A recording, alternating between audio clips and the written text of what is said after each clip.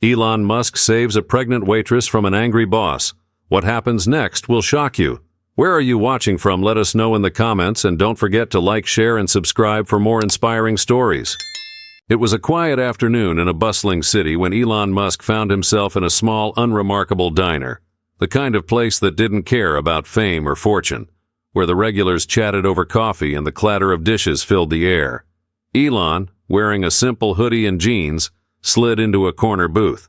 He wasn't looking for attention, just a meal to refuel before his next meeting. Yet, the moment he stepped in, something caught his eye. A waitress, no older than 22, was rushing between tables, balancing trays that seemed far too heavy for her slender frame. Her face was pale, her dark hair tied back in a loose ponytail, and the oversized apron did little to hide the undeniable curve of her pregnant belly. Despite her visible exhaustion, she smiled at every customer. The name tag pinned to her apron read, Rachel.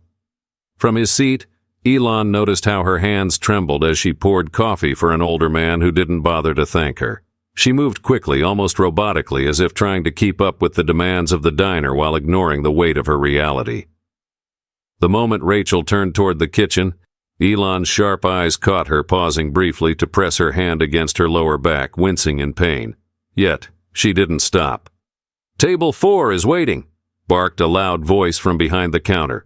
The man yelling wore a grease-stained apron and an expression of perpetual annoyance. Rachel nodded without a word, grabbing a tray of plates stacked precariously high. But as she stepped forward, her foot caught on the edge of a torn rug. The tray tilted, and before she could steady it, the plates came crashing down. The sound of shattering porcelain silenced the diner. Heads turned, and Rachel froze, her face turning crimson. "I'm so sorry," she stammered, dropping to her knees to pick up the pieces. Her hands moved quickly, but Elon noticed her shoulders trembling. The man behind the counter stormed out, his voice booming. "Rachel, do you know how much those plates cost? This is coming out of your paycheck. You're lucky I even keep you around." "I'll clean it up," Rachel whispered, not daring to look up. The humiliation was palpable, but she kept working, her hands shaking as she gathered the broken shards. Elon put down the menu he had been pretending to read and stood up. He walked over to where Rachel knelt, her hands already red from gripping the sharp edges of the broken plates. "Hey," he said softly, crouching down beside her. "Are you all right?" She looked up, startled by his presence. For a brief moment, her wide eyes met his, and Elon saw something there. Fear, exhaustion, and something else. Resilience. "I'm fine," she said quickly, brushing a strand of hair from her face. I can handle this." "You shouldn't have to," Elon replied, his voice calm but firm. He stood up, turning to face the owner, who was still grumbling behind the counter. "How much for the plates?" The owner frowned, confused. "What?" "I'm asking how much it'll cost to replace the plates," Elon repeated, his tone sharper now. "I'll pay for them." The owner's scowl deepened. "It's not about the money. It's about responsibility. She's clumsy and—" Elon raised a hand, cutting him off. "I didn't ask for a lecture, I asked for a number." The owner hesitated, his bravado faltering under Elon's piercing gaze. "Fine, $50. Elon reached into his wallet, pulling out a crisp $100 bill. "Here, keep the change." The owner snatched the bill without another word, retreating to the kitchen. The other customers murmured among themselves, some nodding approvingly, others simply watching in silence. Elon turned back to Rachel, who had managed to stand, though she leaned slightly against a nearby table for support. "You didn't have to do that," she said quietly, her voice filled with both gratitude and embarrassment. "Maybe not," Elon replied, his gaze steady, "but you shouldn't be treated like that. When's the last time you ate something?"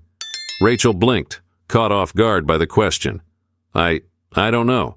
I've been working double shifts, so—" "That's not an answer," Elon interrupted, motioning toward a booth. "Sit down, you need a break." "I can't," Rachel protested, shaking her head. "I'm on the clock, and—" "Let me handle that," Elon said, walking back to the counter.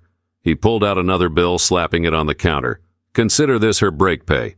The owner opened his mouth to argue, but the sight of the cash shut him up. "Fine, 10 minutes. Satisfied, Elon returned to Rachel, gesturing for her to sit. For the first time, she hesitated, looking around the diner as if expecting someone to stop her. But when no one did, she finally slid into the booth, her hands still trembling. Elon sat across from her, his expression softening. "What's your story?" he asked gently. "And don't say you're fine. I can see you're not."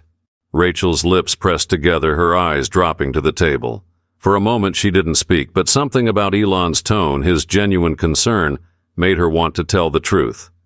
Rachel hesitated, her fingers nervously tracing the edge of the table.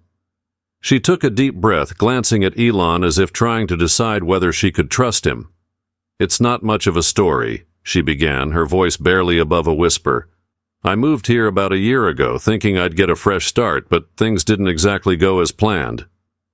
Elon nodded, not rushing her. He noticed how her hands trembled slightly, her body still tense from the earlier incident. "What happened?" he asked, his tone steady but encouraging.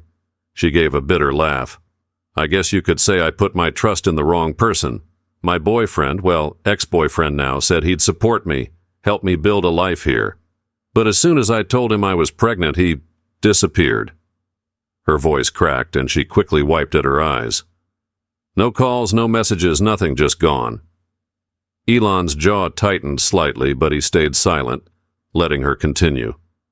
"I tried to go back home," Rachel admitted, her gaze dropping to her lap. "But my family, they weren't exactly thrilled about me being pregnant and unmarried. My mom said it was my mess to clean up, and my dad hasn't spoken to me since, so I stayed here. Got this job, started saving up for the baby, but it's hard, you know. Feels like I'm just barely hanging on."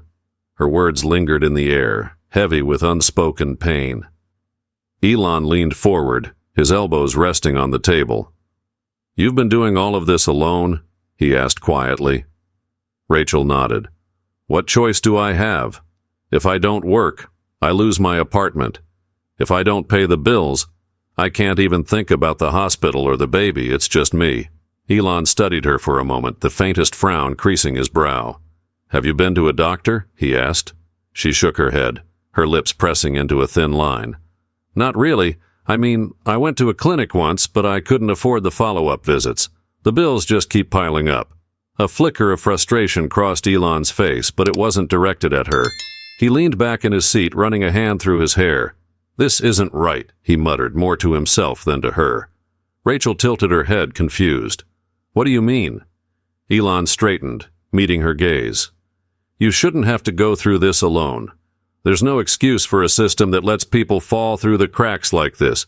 You're doing everything you can, and it's still not enough. That's not on you, Rachel. That's on the rest of us." Her brows furrowed, unsure how to respond. "I'm just trying to get by," she said quietly. "I know," Elon replied, his voice softer now. "But you deserve better than just getting by." Before Rachel could say anything, the owner appeared again, his expression as sour as ever. "Time's up, Rachel," he barked. "Back to work, and you," he added, glaring at Elon. "You've caused enough trouble for one day." Elon stood up, his presence suddenly commanding. "Actually, I'm not done here," he said calmly. He reached into his pocket, pulling out his phone. "How much does she make in a week?" he asked, his voice firm. The owner blinked, caught off guard. "What?" "I said," Elon repeated, his tone sharpening, "how much does she make in a week? I'll pay it, and then some." Rachel's eyes widened. "Wait, what? Elon, you don't have to—" "I want to," Elon interrupted, his gaze unwavering. "You've been working yourself to the bone, Rachel. It's time someone helped you for a change." The owner stammered, clearly trying to calculate whether he could milk the situation for more. $300 a week, he said finally. Elon nodded, typing something into his phone. Moments later, the owner's phone buzzed loudly from the counter. "Check your account," Elon said flatly. The owner glanced at his phone, his eyes widening. This is enough to cover her wages and keep your business running for the next 2 months, Elon finished. "Now give her the rest of the day off." Rachel's hands flew to her mouth, her eyes filling with tears. "Elon, I don't even know what to say." "Don't say anything yet," he replied, his tone softening. "Go home, rest, and tomorrow you're going to see a doctor. I've already made the appointment." Her voice trembled as she asked, "Why are you doing this? You don't even know me." Elon smiled faintly, his eyes filled with sincerity. "Because I can. and because no one should have to fight this hard just to survive. Rachel sat frozen, the weight of Elon's words sinking in. The diner around them buzzed faintly, but for her everything seemed to have gone quiet. She wasn't used to kindness, let alone the type of help that could change her life overnight. I don't know how to thank you, she whispered, her voice breaking. You don't have to, Elon replied gently, standing up. But I'm not done yet. Her brows furrowed in confusion as he glanced at his phone and tapped a few buttons. What do you mean? She asked cautiously. I have a car outside, Elon explained, his tone matter of fact. You shouldn't be walking to and from work in your condition. I'm taking you home. Rachel's mouth opened to protest, but she hesitated. The idea of sitting in a car instead of the crowded, jostling bus she usually took was tempting. Still, her pride pushed back. You've done enough, Elon. I don't want to trouble you anymore. You're not a trouble, he said firmly, and you don't have to do this alone. Come on. Before she could respond, the diner owner waved a dismissive hand. Go, Rachel. He's already covered your shift. Just make sure you're back tomorrow. Elon shot the owner a cold look but said nothing. Instead, he turned back to Rachel, offering his hand. Let's go. Reluctantly, she took it and followed him out of the diner. The air outside was crisp, and parked at the curb was a sleek electric car, its design unmistakably Tesla. Rachel paused, staring at it in disbelief. This is yours? She asked. Elon shrugged. One of them. Get in. Still dazed, she climbed into the passenger seat, sinking into the plush leather. It was the most comfortable thing she'd sat on in months. As Elon slid into the driver's seat and started the car, she glanced at him nervously. You really didn't have to do all this, she said softly. I know, Elon replied, his eyes on the road as he pulled away. But I wanted to. Where's your apartment? Rachel hesitated before giving him the address. As they drove, she found herself relaxing slightly, the quiet hum of the car soothing. For the first time in what felt like forever, she allowed herself to feel a flicker of hope. Maybe, just maybe, things were starting to turn around. But as they neared her apartment complex, a sinking feeling crept into her chest. The building was old, with peeling paint and cracked windows, the kind of place people only lived in when they had no other options. She didn't want Elon to see it, to judge her for how little she had. When they arrived, she fidgeted with the hem of her apron. Thanks for the ride, she said quickly, reaching for the door handle. You really didn't have to— Wait, Elon interrupted, his tone calm but insistent. I want to make sure you get inside safely. Her cheeks flushed with embarrassment, but she nodded, leading him up the creaking stairs to her small unit on the second floor. The hallway smelled faintly of mildew, and the sound of a baby crying echoed from one of the nearby apartments.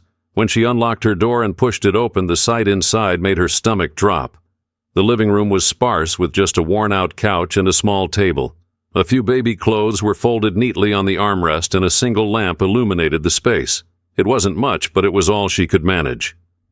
I know it's not much, she began, her voice apologetic. But it's home. Elon stepped inside, taking in the surroundings without a word. Then he turned to her, his expression unreadable. Rachel, do you have enough for the baby? Crib? Supplies? Anything? Her silence was answer enough. She looked away, her hands gripping the edge of the couch. I'm saving up, she said quietly. I'll figure it out. Elon exhaled deeply, pulling out his phone again. You shouldn't have to figure it out alone, he said, typing rapidly. Give me a list of everything you need, crib, clothes, diapers, formula, whatever it is. Rachel stared at him, her eyes wide. Elon, you've already done too much. Not even close, he replied firmly. I don't do things halfway, Rachel. If I'm helping all the way. Tears welled up in her eyes, but she quickly blinked them away.